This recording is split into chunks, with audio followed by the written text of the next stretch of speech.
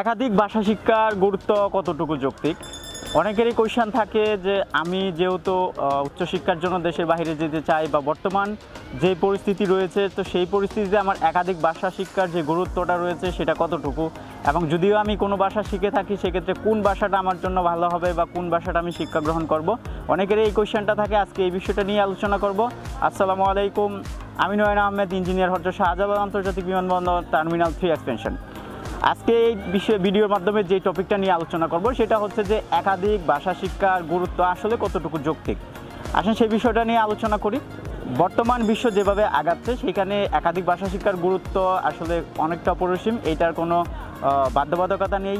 আমি যদি খুব সহজ করে বলি, এইটার কোনো পরিসীমা নেই। আপনি যত বেশি অন্যদের চাইতে ডিফারেন্ট হবেন, আপনি ততই বেশি মূল্যবান সম্পদ হিসেবে বা মানব সম্পদে পরিণত হবেন। আসেন একাধিক ভাষা শিক্ষার গুরুত্ব নিয়ে একটু আলোচনা করি। প্রথমে বলবো বৈশ্বিক যোগাযোগ।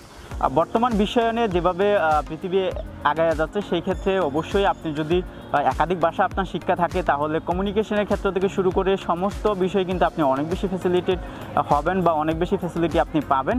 কারণ আপনি যখন আপনার নিজের মাতৃভাষা বাহিরে অন্য কোনো ভাষায় এক্সপার্টিস্ট হবেন, তাহলে আপনি সেই ভাষাটা তাদের সাথে কমিউনিকেশন করতে অনেক বেশি আপনার জন্য সুবিধা হবে বা এটা আপনার জন্য একটা প্লাস পয়েন্ট হবে, এটা আপনার জন্য সম্পদ হবে ভবিষ্যতে যেই কোনো ক্ষেত্রে। এরপরে যদি বলি কর্মক্ষেত্রের সুযোগ, আমরা জানি যে যখনই আমরা কোনো একটা কর্মক্ষেত্রে যাই বা একটা আপনার কাজের জায়গা ক্রিয়েট হয়, তো সেইখানে হচ্ছে আমার স্কিলের উপরে ডিপেন্ড করেই কিন্তু আমার প্রমোশনগুলো হয়। আমি দেশে চাকরি করতেছি আর বিদেশে করতেছি সেটা বড় কথা না, বড় কথা হচ্ছে আমার মধ্যে কতটুকু এলিজিবিলিটি রয়েছে, আমি কোম্পানিকে বা যার আন্ডারে কাজ করতেছি আমি তাকে কতটুকু দিতে পারতেছি, সেটাই হচ্ছে খুব বেশি ইম্পর্টেন্ট। সো আমি যখন কোনো একটা নতুন ভাষা জানবো, তো সেই দেশে যদি আমি জব করি বা সেই দেশে কোম্পানিগুলোতে যদি আমার জব হয়, তাহলে তাদের সাথে কমিউনিকেশন করতে পারা এবং তাদের সাথে যে আমার কমিউনিকেশনটা ক্রিয়েট হবে তার মাধ্যমে আমার ইনক্রিজমেন্টটা অনেক বেশি হবে। তো কর্মক্ষেত্রে আপনার নতুন ভাষার কোনো বিকল্প নেই। আপনি যদি ফরেন কোনো জব কোম্পানিতে আপনি জব করতেছেন, তাহলে সেই ক্ষেত্রে আপনার অবশ্যই এটা আপনার জন্য অনেক বেশি মূল্যবান সম্পদ হিসেবে আপনার জন্য এটা কাজ করবে আমার মনে হয়। এরপরে যদি বলি, আমি বলবো যে বৌদ্ধিক বিকাশ। আপনি যখন একটা নতুন ভাষা শিক্ষা গ্রহণ করবেন বা সেটা নিয়ে কাজ করবেন, তাহলে আপনার ব্রেনটা আরও অনেক বেশি সক্রিয় হবে এবং আপনার ব্রেন অনেক শক্তিশালী হওয়ার কারণে আপনি নিজেকে অনেক বেশি ডেভেলপ করতে পারবেন। এছাড়াও বিভিন্ন সংস্কৃতি সম্বন্ধে তো আপনার আইডিয়া হচ্ছে বা বিভিন্ন সংস্কৃতি সম্বন্ধে আপনি জানতে পারতেছেন। যখনই একটা দেশে ভাষা শিখতেছেন, তো সেইখানকার যে নতুন যে সংস্কৃতি আপনার জন্য যেটা নতুন, আমাদের জন্য যেটা নতুন, সেটা কিন্তু আপনি অনেক বেশি ভালোভাবে জানতে পারতেছেন। এরপরে বলি যদি পর্যটনের ক্ষেত্রে, অবশ্যই এটা অনেক বেশি গুরুত্বপূর্ণ। কারণ আপনি একটা দেশ পর্যটনে যাচ্ছেন বা কেউ গিয়েছে, আপনি তার সাথে যখনই হচ্ছে কমিউনিকেশন করতেছেন, তো সেটার জন্য আপনার অনেক বেশি ফ্যাসিলিটেট হচ্ছেন, আপনি অনেক বেশি সুবিধা পাচ্ছেন, আপনি অনেক বেশি, কারণ আপনার যেটা চাচ্ছেন বা আপনার যা প্রয়োজন আপনি তাদেরকে সেটা বুঝাতে পারতেছেন। তো সেটা আপনার জন্য আমরা অনেক সময় পর্যটনে যে একটু হ্যাসেলে পড়ে যাই, তো সেটা আপনার জন্য হচ্ছে না। আসেন তাহলে একটু আলোচনা করি যে একাধিক ভাষা শিক্ষার যে আমি বারবার বলতেছি আসলে এটা কতটুকু যৌক্তিক। আমি যদি প্রথমে বলি বিশ্বায়ন, এই যে নতুন বিশ্বায়ন হচ্ছে সারা বিশ্বে যেভাবে আগায় যাচ্ছে বা এগিয়ে যাচ্ছে, আমি যদি বলি, তো এইটার বোঝাপড়াটার জন্য আপনার অবশ্যই একাধিক ভাষা শিক্ষাটার যৌক্তিক অবশ্যই রয়েছে।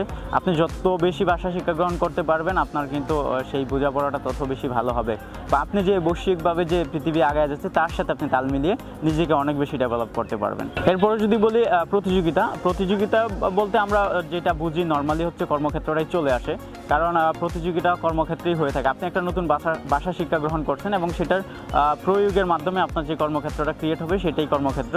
তো আমরা দেখা যায় অনেক সময় আমাদের দেশে যেটা হয়ে থাকে যে আমরা চাইনিজ ভাষা অনেকেই শিখি, আমরা হচ্ছে কোরিয়ান ভাষা শিখি, আমরা জাপানিজ ভাষা শিখি, আমরা জার্মানি ভাষা শিখি। আমরা যেহেতু মাতৃভাষা রয়েছে, পাশাপাশি ইংলিশটা তো আমরা ছোটোবেলা থেকেই শিখি। তো এবার আসেন তাহলে আমি একটু আলোচনা করি যে অন্য ভাষার ক্ষেত্রে চাইনিজ ভাষাটা কেমন। চাইনিজ ভাষাটার বর্তমানে যে ভ্যালু রয়েছে, আপনি শুধুমাত্র চায়নাতে উচ্চশিক্ষার জন্য যাবেন সেই ক্ষেত্রটাই না, আপনি যদি এমনিতেও চাইনিজ ভাষাটা শিক্ষা গ্রহণ করেন, শুধুমাত্র চাইনিজ ভাষা আপনার শিক্ষা থাকে, বাংলাদেশের যে প্রজেক্টগুলো হয়ে থাকে চাইনিজের অথবা বিভিন্ন দেশে যে প্রজেক্টগুলো হয়ে থাকে, আপনি কিন্তু খুব অনায়াসে সেই প্রজেক্টগুলোতে এন্ট্রি নিতে পারতেছেন বা আপনার কর্মক্ষেত্রের সুযোগ হচ্ছে। তো আপনার যদি সেটা না জানা থাকে তাহলে তো সেটা সম্ভব না। আমরা কোরিয়ান ভাষাটা কেন শিখি? কারণ অনেক সময় আমরা উচ্চশিক্ষার জন্য হলেও শিখি, এছাড়া হচ্ছে আমাদের কর্মক্ষেত্রটার জন্য কোরিয়ান ভাষাটা শিখে থাকি। যাহলে আমরা কোরিয়ান ভাষা অনেক সময় শিখি এর জন্য যে আমরা কোরিয়াতে যেয়ে একটা ভালো জব করতে পারবো যদি ভাষাটা শিক্ষা থাকে। ঠিক একইভাবে জাপানিজ ভাষাও রয়েছে, আবার জার্মানি ভাষাও আমরা শিখে থাকি। বিভিন্ন দেশের ভাষা রয়েছে, আপনি যত বেশি শিখবেন বা যেটাই শিখেন না কেন সেটাই আপনার জন্য সম্পদ। জীবনযাত্রার মানটাও কিন্তু অনেকটা ইফেক্ট ফেলে। আপনি যত বেশি ভাষা শিক্ষা গ্রহণ করবেন, একাধিক ভাষা জানা থাকবে, আপনার জীবনযাত্রার মানটা কিন্তু তত বেশি উন্নত হবে, এটাই স্বাভাবিক। এরপরে যদি বলি সুযোগের ক্ষেত্রটা, যেটা ঘুরে ফিরে সেই জবেই আসে। আপনি যত বেশি একাধিক ভাষা শিক্ষা গ্রহণ করবেন বা জানা থাকবে আপনার কিন্তু তত বেশি সুযোগ হবে সমস্ত ক্ষেত্রে। জব থেকে শুরু করে জীবনযাত্রার মান উন্নয়ন থেকে শুরু করে সংস্কৃতি বোঝাপড়া থেকে শুরু করে সমস্ত বিষয়ে কিন্তু আপনার অনেক বেশি লাভবান হবেন। একাধিক ভাষা শিক্ষার ক্ষেত্রে কিন্তু চ্যালেঞ্জও রয়েছে। আপনি যে এটাকে খুব বেশি সহজভাবে নেবেন সেরকম কোনো অপশান নেই, কারণ আপনার অনেক শক্তির, যদি আমি বলি শক্তির ক্ষেত্রটা, আপনি যখন একাধিক ভাষা শিক্ষা করবেন তখন কিন্তু আপনার অনেক বেশি শক্তির প্রয়োজন পড়বে, কারণ ব্রেন আপনাকে সেই বিষয়ে অনেক বেশি চাপ দিবে। তো এই বিষয়টা মাথায় রাখতে হবে। আরেকটা বিষয় হচ্ছে, সেটা হচ্ছে সময়। আপনি যখন একাধিক ভাষা শিক্ষা গ্রহণ করতে যাবেন অবশ্যই আপনাকে সময় ব্যয় করতে হবে, কারণ এমন না যেটা আপনার মাতৃভাষা ছোটোবেলা থেকেই আপনার আম্মু আমরা চারপাশ থেকে শিক্ষা গ্রহণ করছি, এখন আমরা যাই শুনবো তাই বলতে পারবো বা যাই শুনবো তাই বলতে পারবো, লিখতে পারবো। বিষয়টা এরকম না, আপনাকে অনেক বেশি সময় ব্যয় করতে হবে।